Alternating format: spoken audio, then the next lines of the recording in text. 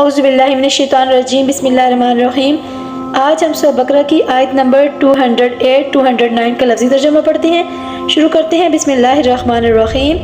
فَإِن پھر اگر زللتم تم ڈگمگا گے، من بعد اس کے بعد، ما جو جاءتکم البینات آئے تمہارے پاس واضح احکام، فَاعْلَمُوا تو جان لو، ان اللہ یہ کہ اللہ تعالیٰ عزیز غالب ہے، حکیم حکمت والا ہے۔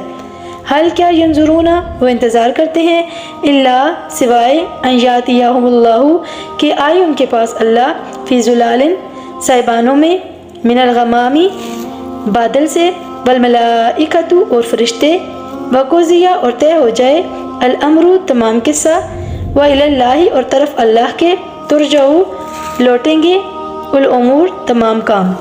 ان آیت ربانی کے اندر کیا ارشاد ہوا؟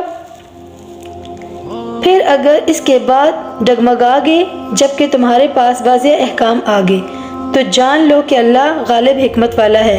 کیا وہ صرف یہ انتظار کرتے ہیں کہ اللہ ان کے پاس آئے سائبانوں میں بادل کے، اور فرشتے اور قصہ طے ہو جائے، اور تمام کام اللہ کی طرف لوٹیں گے؟ اللہ ہمیں ہر روز قرآن پاک پڑھنے کی اور سننے کی سعادت نصیب فرمائے، آمین یا رب العالمین۔